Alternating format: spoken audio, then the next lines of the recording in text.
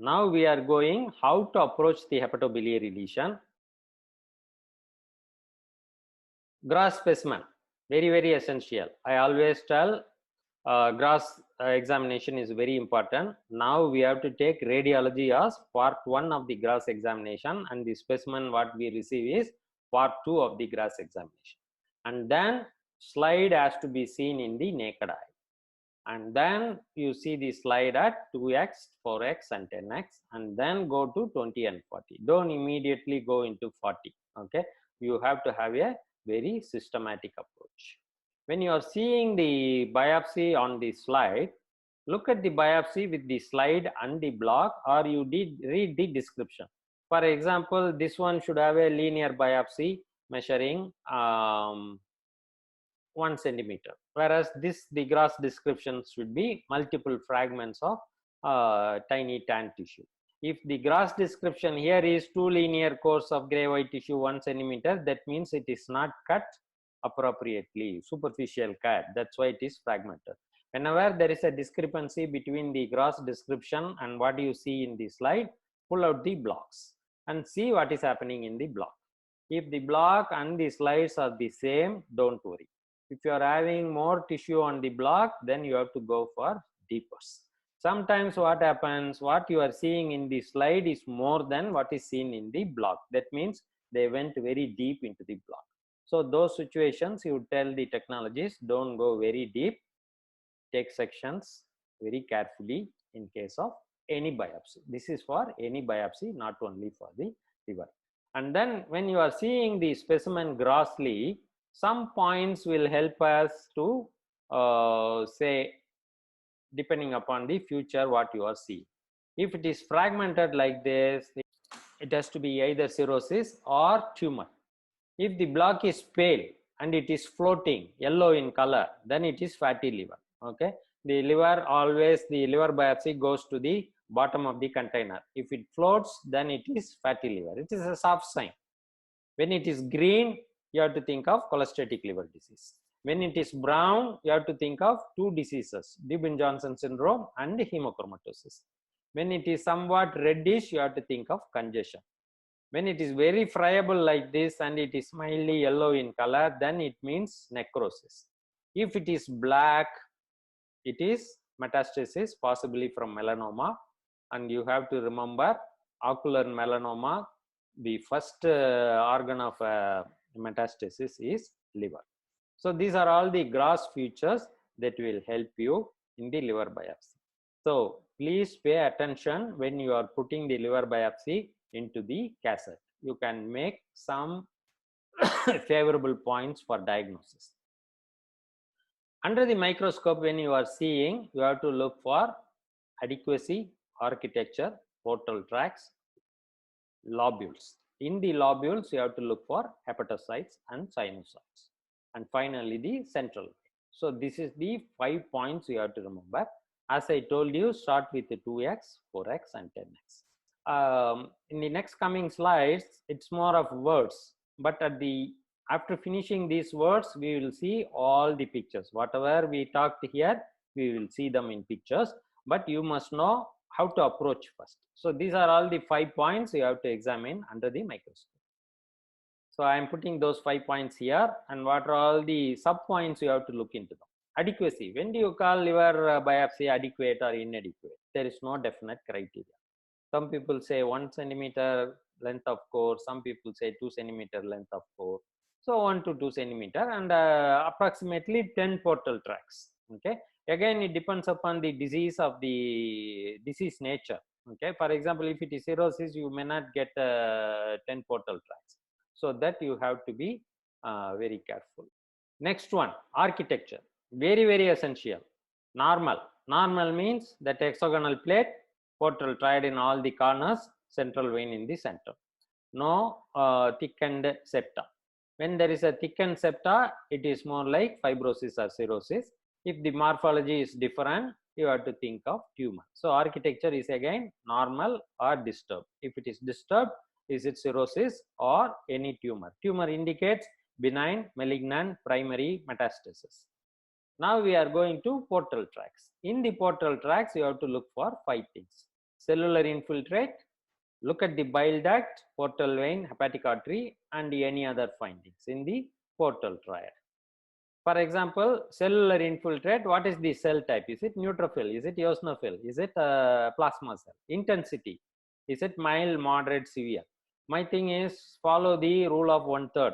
If whole portal triad is infiltrated, then it is severe activity. When 2/3 of the portal triad is infiltrated by the inflammatory cells, it is moderate activity. If it is 1/3 of this portal triad infiltrated by inflammatory cells, it is mild activity. So mild, moderate, severe, that is the intensity. And then location, is it only in the portal or at the junction of the portal and the hepatocytes? Okay, when it is involving the interface, which is previously called as piecemeal necrosis, which is misnomer because there is no piece, there is no meal, there is no necrosis. So the exact terminology is interface hepatitis, where inflammatory cells are spilling over from the portal tract to the hepatic parenchyma. These are all the three things you have to look in case of cellular infiltrate. Coming to the bile ducts, what is the number of bile ducts? Remember, I told you there should be only one bile duct. Some cross section you can see more than one or two, but when you see two, it has to be of same diameter. Okay, when you are seeing large bile duct, smaller bile ductules, that means it is increased, okay, or decreased or absent. Okay, there is some criteria when you call decreased or when you call absent. I will tell it in future. So if it is increased or decreased or absent, is there any inflammation? Is there any cholestasis?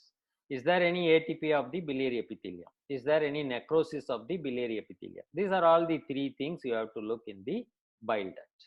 Coming to the portal vein and hepatic artery, remember both are vessels, so you have to look for inflammation, thrombosis, and thickening. Okay, and then other findings, whatever you see. Can you see any foreign cells? For example, in Langerhans cell histiocytosis, or in case of any lymphomas, you may, or myeloid leukemias, you may see some blasts in the portal tracts. So these are all the 5 things you have to see it in the portal tracts. As I told you, these are the 5 structures we covered up to portal tracts now. Coming to the lobules. In the lobules, there are 2 things to remember. One is the hepatocytes, other one is the sinusoids. In the hepatocytes, you have to look for 6 things. What is the thickness of the hepatocytes? What are the cellular changes of the hepatocytes? Is there any foreign cell infiltrate? Is there any inclusions in the hepatocytes? Is there any necrosis or any other findings? These are all the 5 findings for the hepatocytes. Thickness, depending upon the thickness, it can be normally is 1 to 2. When it is less than 2 and when it is very less in volume, then you have to think of atrophy. For example, in amyloidosis, there will be atrophy because amyloid will be pushing from the space of disease, the hepatocytes will be pushed. In case of regeneration or neoplasm, there will be more than 2 cell plate thickness. Cellular changes, 3 things you have to remember: feathery change, ballooning degeneration, steatosis. We will see all the pictures. Just I think these are all in my notes also. These are all the terminologies you have to get yourself confirmed or get yourself some concepts so that you can follow the changes in future slides. Inclusions, it can be either cytoplasmic inclusions or nuclear inclusions. Cell infiltrate, again, what is the type? Neutrophil, eosinophil, lymphocyte, monocyte. What is the intensity? Mild, moderate, severe. What is the location? Is it in the sinusoids? Are they destroying the hepatocytes? So these are all the 2 things you have to remember. Necrosis, there are certain types of necrosis we will be seeing. What is the type of necrosis? What is the intensity? Again, mild, moderate, severe. Wherever intensity, remember 1/3, 1/3 to 2/3, more than 2/3. What is the location? We will see it again, the different types of location. So these are all the things you have to look for hepatocytes. Coming to sinusoids, is it congested or dilated? Chronic venous congestion, they will be expanded, dilated, and filled with RBCs. Or you can see some other cells, lymphocytes, neutrophils. So what are the types of cells? What is the intensity of the cellular infiltrate? Is there any acellular infiltrate? This is mainly for amyloidosis, which happens in the space of disease. But on the light microscopic view, it looks as though sinusoids are involved, and any other findings. And lastly, in the central vein should be round and it will be only one in the center. If it is compressed, that means it's hepatocyte swelling. Okay, so look at the size and shape. Is it congested? Is there any inflammatory cells attacking the endothelial cells? Is there any thrombosis? Is there any sclerosis? Or is there any loss? For example, in cirrhosis, central vein cannot be seen. So these are all the 5 major headings under which you have to see all these findings. Before seeing the pictures, what are all these stains used? This is again a university question, special stains in liver pathology. HNE 3 levels on 3 slides. So there will be 9 levels. This is the gold standard, and whatever you see in special stains, you have to confirm it with HNE. Then comes PAS, 1 level and 1 slide. It highlights the glycogen and interface hepatitis, because all the hepatocytes will be pink in color, whereas the lymphocytes coming from the portal triad will be blue in color. So interface hepatitis can be highlighted in PAS. PAS diastase, positive in alpha-1 antitrypsin deficiency. Glycogen will be negative in PASD. Again, interface hepatitis will be highlighted in PASD. Reticulin stain, type 3 collagen, early fibrosis. Not only in fibrosis, I will show you some pictures. In case of hepatic necrosis, the hepatocytes will collapse and it will become reticulin rich. As I told you, reticulin has to be interpreted as reticulin rich or reticulin poor. It is not reticulin positive or reticulin negative.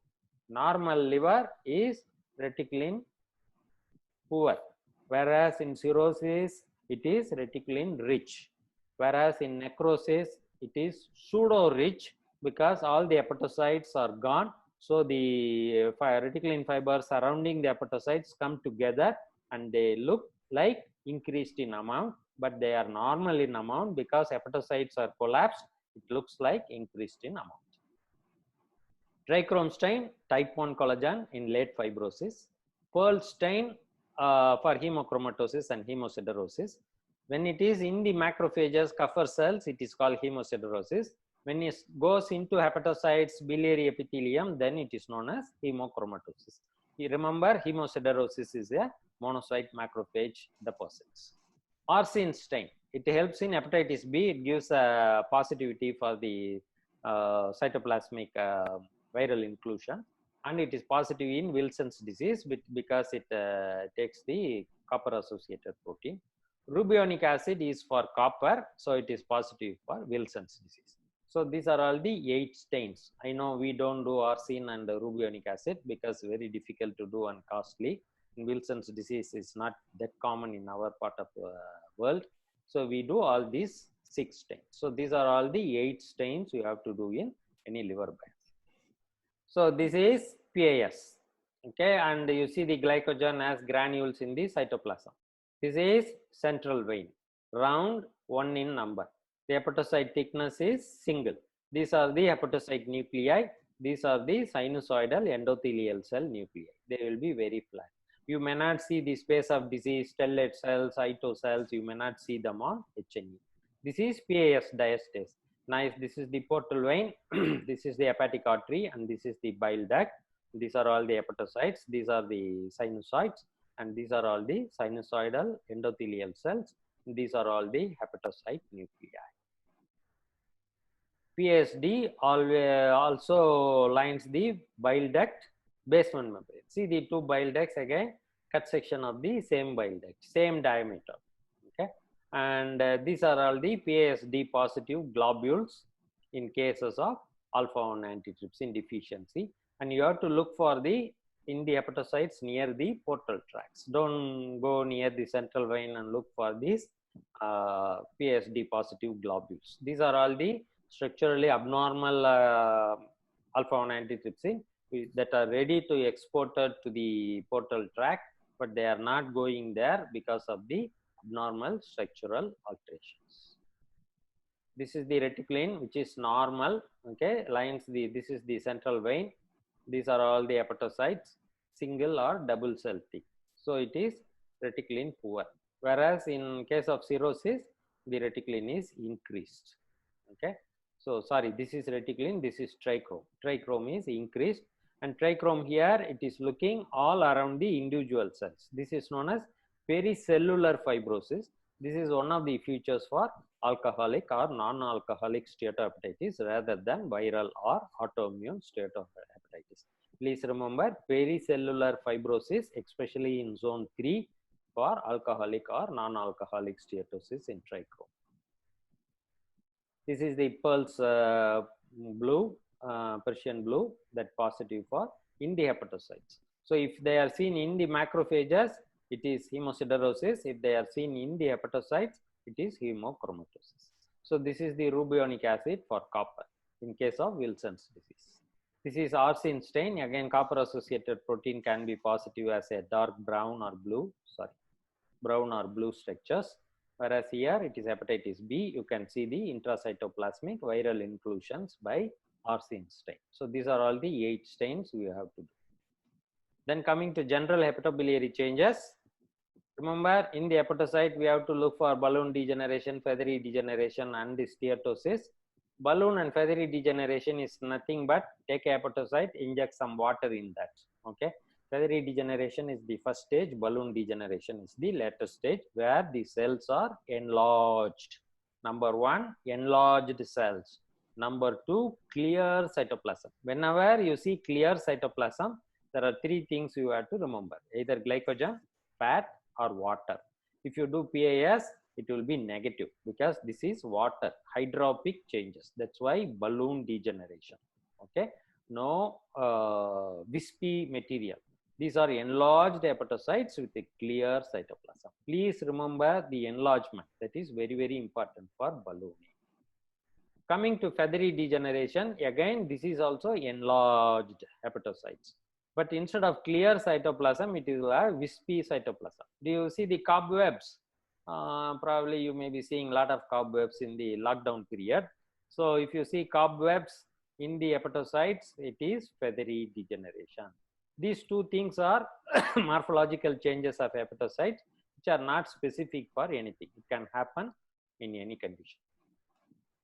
The third thing you have to remember is steatosis. And steatosis, there are 2 types, macrovesicular steatosis, microvesicular steatosis. In macrovesicular steatosis, low power and high power. In the high power, you can see single vacuole. Again, these are enlarged hepatocytes. Cytoplasm is totally clear, single vacuole, pushing the nuclei. That's very, very important. The nuclei is pushed to the periphery. They look like signet cell, but because of the fat, we are not calling signet cell. For example, if these are mucin, it will become signet cell. Since it is fat, it is macrovesicular steatosis, pushed nucleus. Very, very important to remember the pushed nucleus. Here you see microvesicular steatosis. The nucleus is in the center, but lot of small vesicles. Okay, so this is microvesicular steatosis. Microvesicular steatosis can happen in any condition, but you have to think of hepatitis C and non-alcoholic steatohepatitis comes in the top in the differential diagnosis. Sometimes the nuclei get punched out. Sendel, does it remember any other resemble any other cell in the pathology? Lipoblast. Super, lipoblast. Okay, and this cell is Vasugi. What do you think about this cell? Hibernoma. Hibernoma. Very good. Who told hibernoma? Yes. Is it Anusha or who? Suman, sir. Sumanji. Atagasam. Okay, hibernoma cell. Okay, so in pathology, you always remember some together lesions so that you can. But if you see hibernoma in liver, people will laugh. Let them laugh. We will identify. If you see hibernoma in the liver, it is microvesicular steatosis. If you see lipoblast in the liver, it is microvesicular steatosis. Can you all make the difference between micro and macrovesicular steatosis? Yes. Ritika, what is this? Micro or macro? Ritika Junior. Macro, sir. Super. Sumanji, macro or micro? Micro, sir. Sukriya. Now we are going to Pericellular fibrosis. Remember, I showed the same picture in trichrome. Pericellular fibrosis, especially in zone 3. It is more common in alcoholic and non-alcoholic steatohepatitis. What happens when there is a lot of fat? These cells are enlarged. Sometimes they may rupture and they may give rise to lipogranulomas. Okay, so this is a lipogranuloma where you can see extracellular fat surrounded by inflammatory cells, and sometimes foreign body giant cells may be seen. So this is lipogranuloma. Again, lipogranuloma can be seen in steatohepatitis. So these are all the changes you have to look for in the hepatocytes. Coming to the biliary epithelium, we have to see cholestasis. As I told you, the hepatocytes, and you have to remember, biliary epithelium, biliary system is developing from hepatocytes. That's very, very important. And whenever there is cholestasis, you have to divide them into acute and chronic. And I hope you all remember there is an article done by our John Vogelin on cholestasis, and who presented it in CPC. Paul also presented it in the clinical conference. Okay, any cholestasis, you have to divide them into acute and chronic. Again, clinical history will help. So in acute, it is centrilobular, zone 3, whereas in chronic, it is periportal, okay, peripheral or periportal. And in chronic, always associated with feathery degeneration, Mallory hyaline, copper or copper associated protein. You have to remember this. Cholestasis increases the copper and copper associated protein. That's why in any cirrhosis, at the end stage, copper and copper associated protein will be increased. So you should not diagnose Wilson's disease. There are specific criteria to diagnose them. So this is the acute and chronic. We will talk more about them when we are talking about the green disease. So these are all the hepatocytes. Remember, they are all enlarged in size.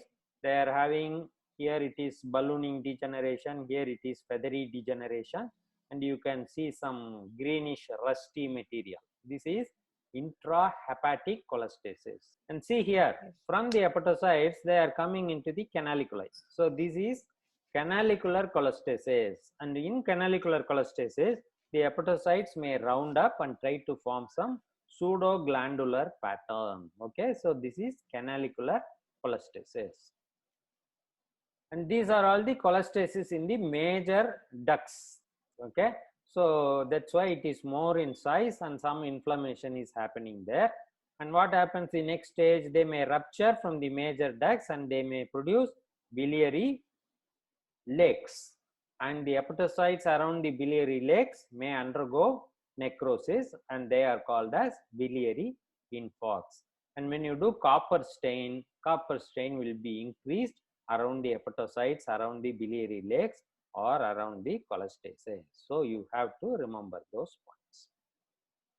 What happens in biliary obstruction? I always tell in the portal triad, there is a triad in the portal triad. Okay, number 1, edema. You can see a lot of white spaces. Number 2, neutrophilic infiltration.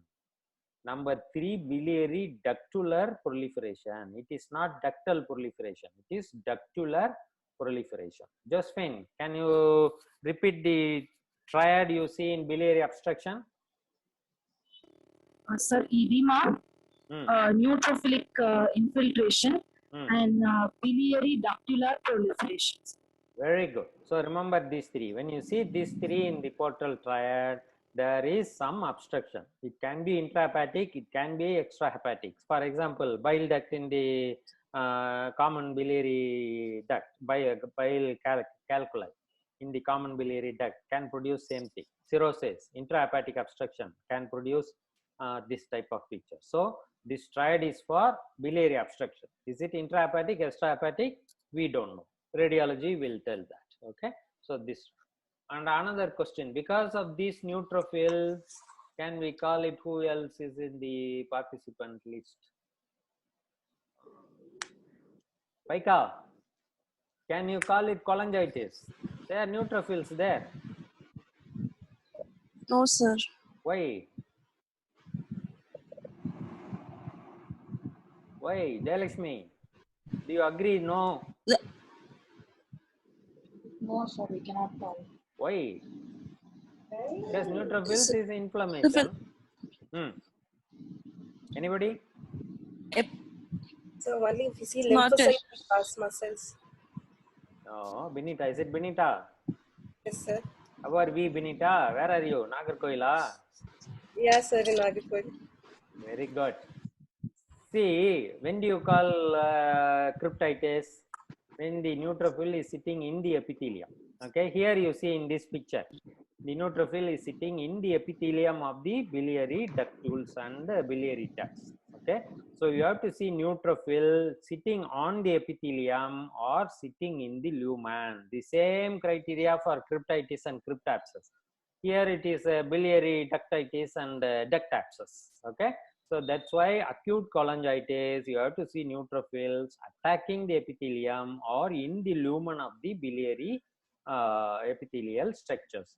Whereas when they are seen outside, you should not call it as cholangitis. Is it clear to everybody? Because treatment is different. In acute case of acute cholangitis, you give antibiotics. Whereas in chronic, so in biliary obstruction, you have to remove the obstruction. If you give antibiotic, it is not going to help. That's why that acute cholangitis and the neutrophilic infiltration outside the biliary epithelium is very, very essential. Now we are coming to necrosis, and I told you there are various types of necrosis. It can be a spotty necrosis. Number 1, apoptosis. Number 2 is spotty necrosis. Number 3, confluent necrosis, bridging necrosis, massive necrosis, and piecemeal necrosis. I just included piecemeal necrosis. Let us see somebody. Madhumida, what do you mean by piecemeal necrosis, Madhumida? Do you like the terminology? There is no piecemeal necrosis, sir. It is only interface separate. Super. Okay.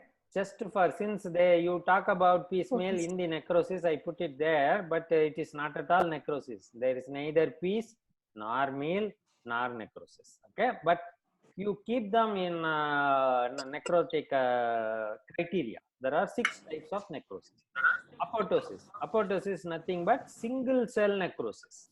Okay, you all know falling leaf, and it happens in acute hepatitis.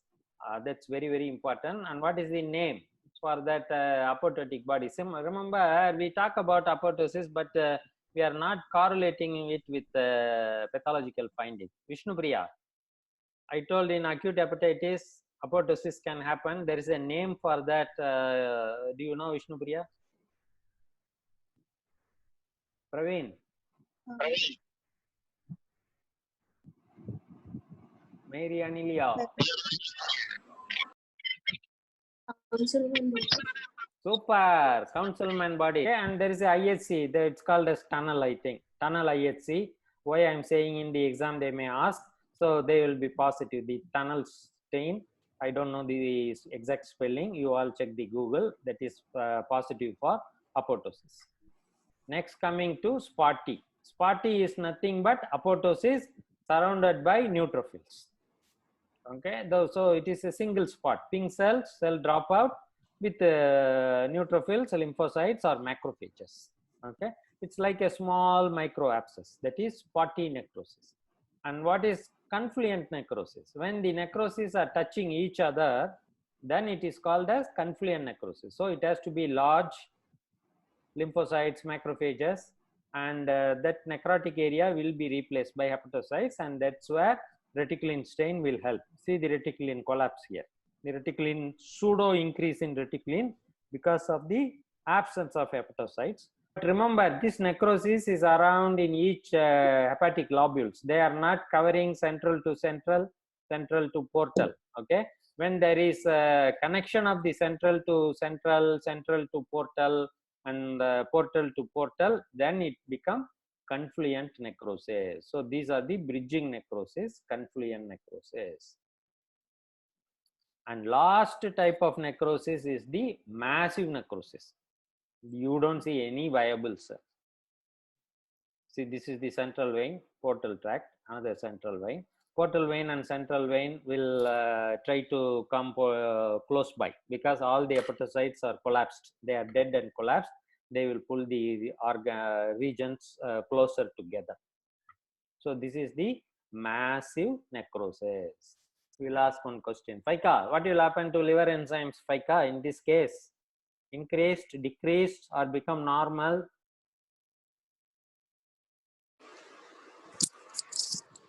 Decreased. Decreased. Why? The liver enzyme will be sky high before necrosis. Yes, sir. Hmm.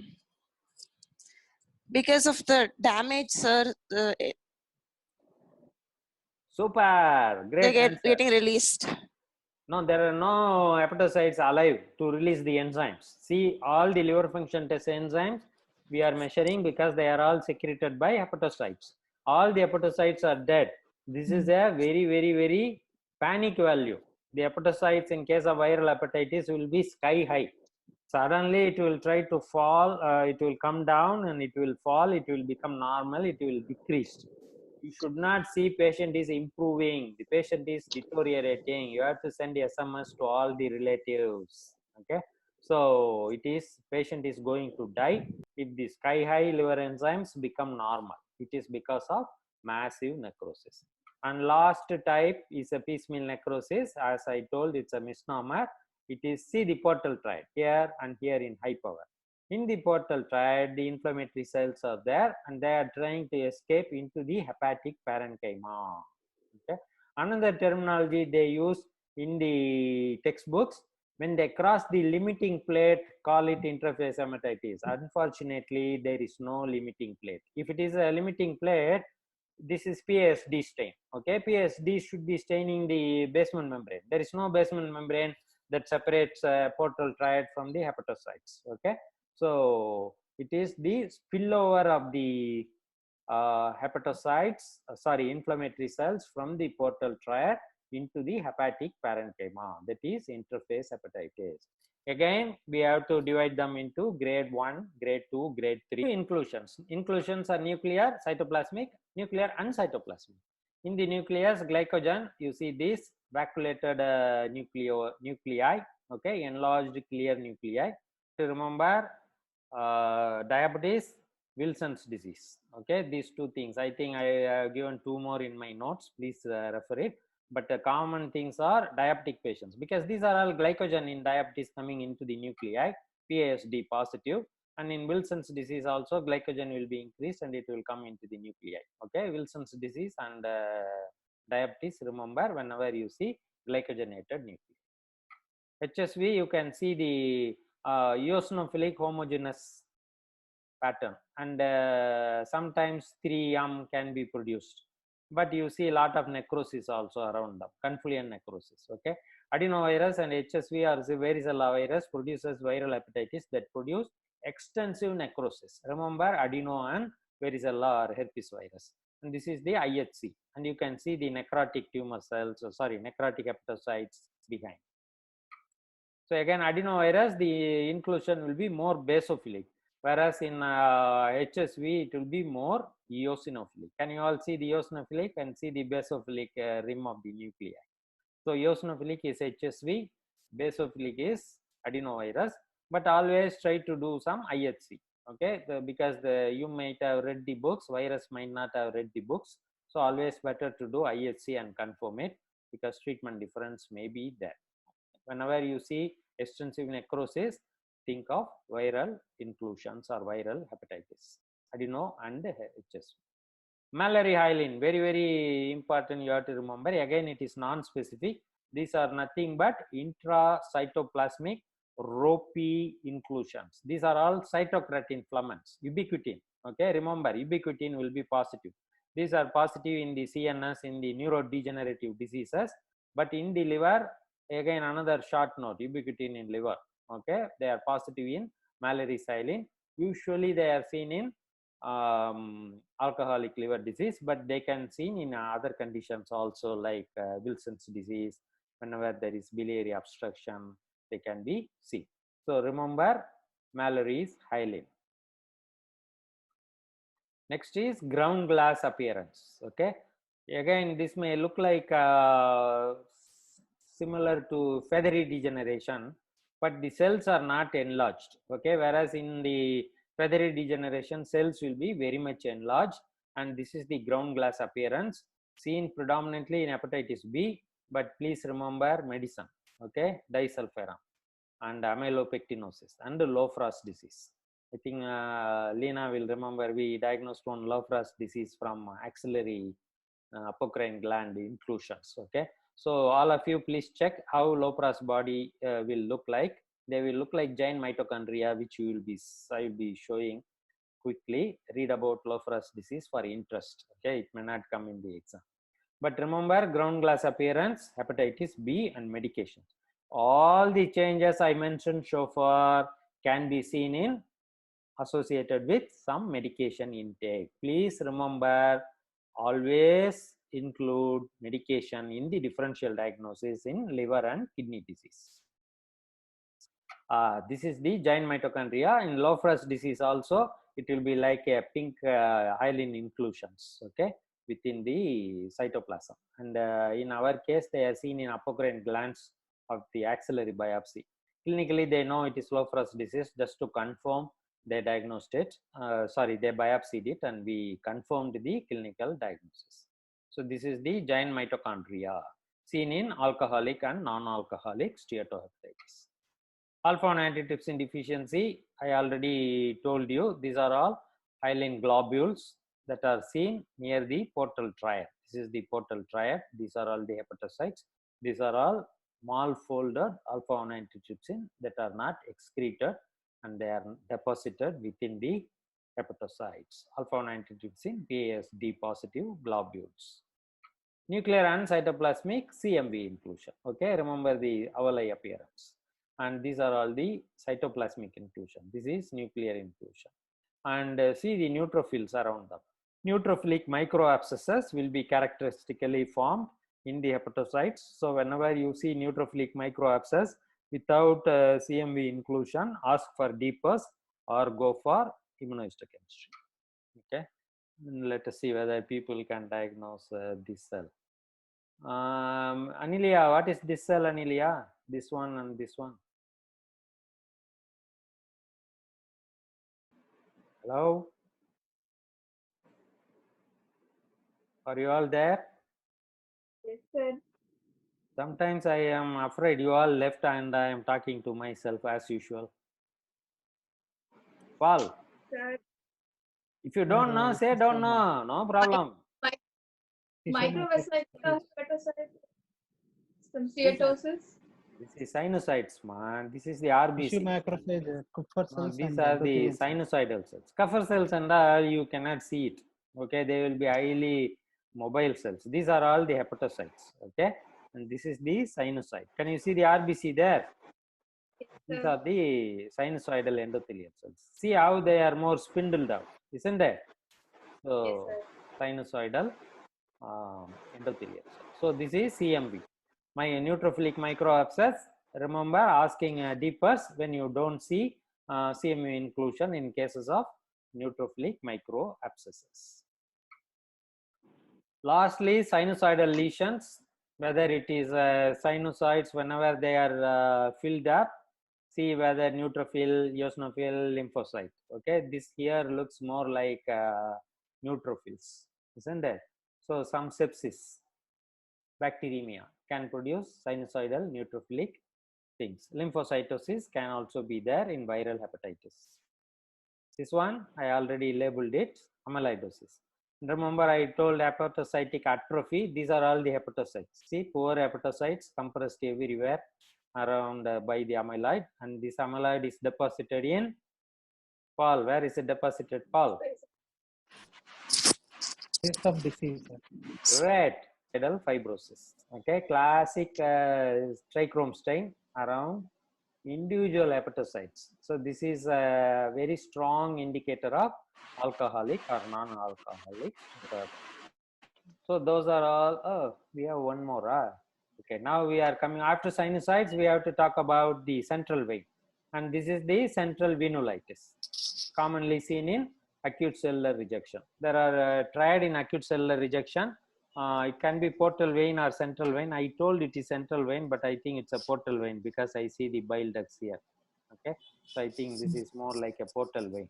So the triad is, so venulitis, ductal destruction by the lymphocytes, biliary ductulitis, and portal tract lymphoid infiltrate. This is the triad: portal lymphoid infiltrate with venulitis and biliary ductulitis with a ductular damage.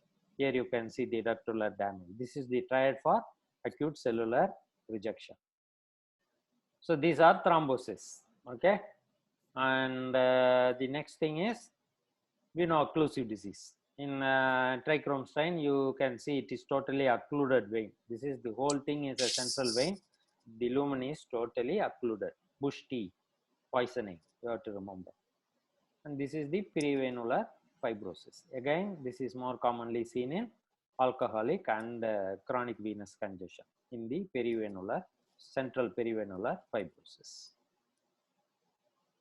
So those are all the morphological changes. I just want to finish with this. All the morphological changes, that previous slide is very complex, so we will build that by ourselves. So now you know what are all the things you have to look in the liver. Okay, so normal architecture, is it normal or not? When it is normal, see is there any portal tract expansion.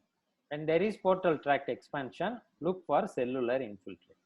When the portal tract is expanded by the cells, then it will be more blue in color, so it is known as pattern 1. There are totally 7 patterns in the liver disease, and it is nicely given in Romil Saxona's book, Practical Hepatic Pathology. So it's a blue portal tract, pattern 1. When the portal tract expansion is there, but it is not because of cellular infiltrate, it is because of biliary ductular proliferation, then you call it as green. Okay, bilious portal tract, pattern 2. Pattern 1 is blue, pattern 2 is green or bilious. There is no portal tract expansion, but the architecture is preserved. There is some lobular injury. Then you have to remember pattern 3, distressed lobules. There is lobular injury, but it is more of adipocytes, steatosis. Okay, then it is known as bubbly liver, pattern 4. There is no steatosis, the liver architecture is preserved, the liver looks like normal. That's another pattern called calm liver, that is pattern 5. All these patterns, the architecture is preserved. Whereas in the 6th pattern, the architecture is not preserved, lot of fibrosis. You call it as pattern 6, scarred liver. Okay, so there is no fibrosis, but there is architectural disarray and there is a mass lesion. Then it is known as pattern 7, mass liver. So these are all the 7 patterns you have to remember whenever you are interpreting the liver biopsy. There are 8 etiological groups for 7 patterns. Okay, and this table gives you all the 8 patterns. Remember ABC Minto: autoimmune, biological, chemical, M is for metabolic, I is for ischemia, N for neoplasm, T for transplant, and O for others. ABC Minto. So there are 8 etiological factors for 7 patterns. So 7 into 8, I already got the number. There are 56 disease entities you have to remember based upon the 7 patterns and 8 etiologies. Autoimmune includes certain set of diseases, biological includes certain set, like that each group is including certain diseases that we will see in the next class.